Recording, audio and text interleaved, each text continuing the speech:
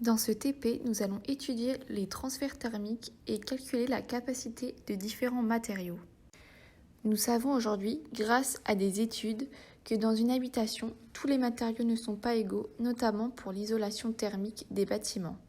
Avant de choisir, il faut connaître différents paramètres, coût, recyclage, impact sur l'environnement, dont la capacité thermique que nous allons essayer de déterminer dans ce TP.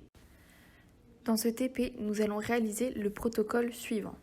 Pour déterminer la capacité thermique massique de différents matériaux, on va mesurer les échanges de chaleur entre un corps chaud et un corps froid.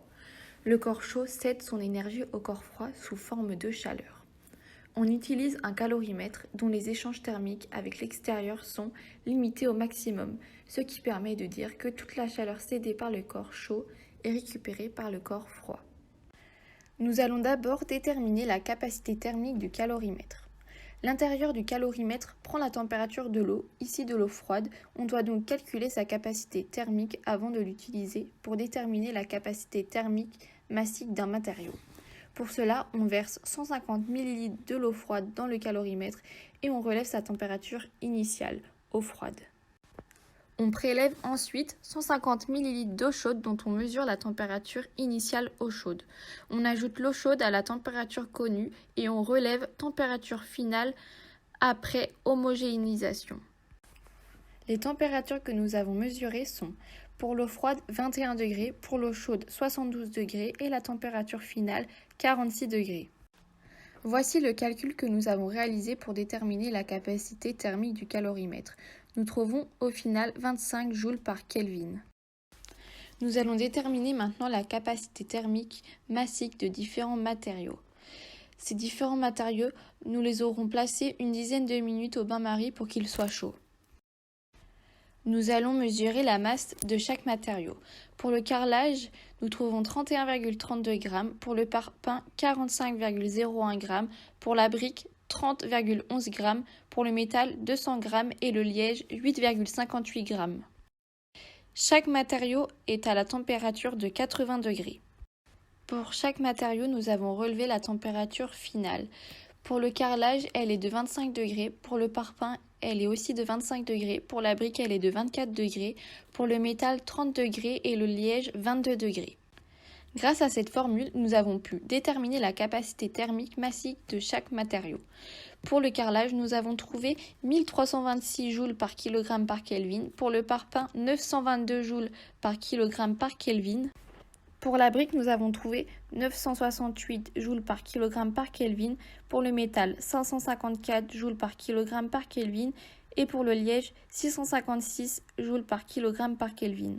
Au vu de nos résultats, le métal a la capacité thermique la plus faible, suivi du liège, du parpaing, de la brique et enfin le carrelage qui a la capacité thermique la plus forte. Cependant, pour l'inertie chimique, c'est l'inverse.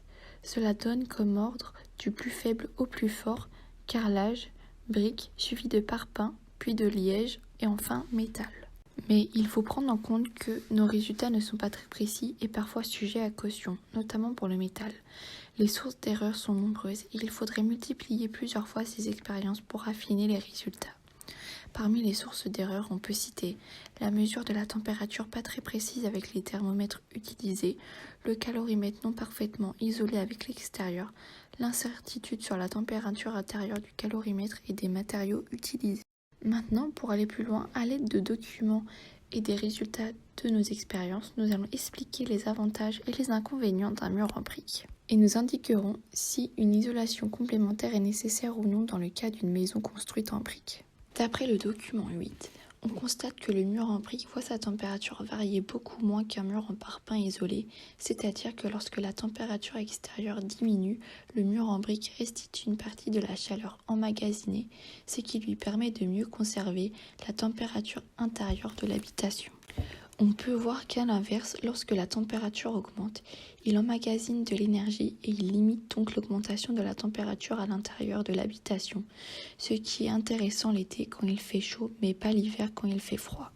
Ce résultat est dû à la plus forte inertie thermique de la brique, ce qui limite les échanges par conduction, mais augmente les échanges par rayonnement.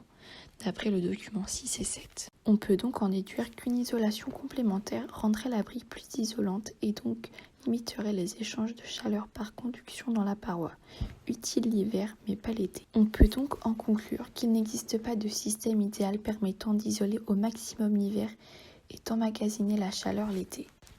Depuis longtemps, le choix des matériaux est primordial dans les métiers du bâtiment. Ce choix s'appuie sur les caractéristiques physiques comme l'isolation thermique, phonique et la dureté, ou encore écologique et économique. Il n'existe pas de matériau parfait, le choix est toujours un compromis entre tous ces critères.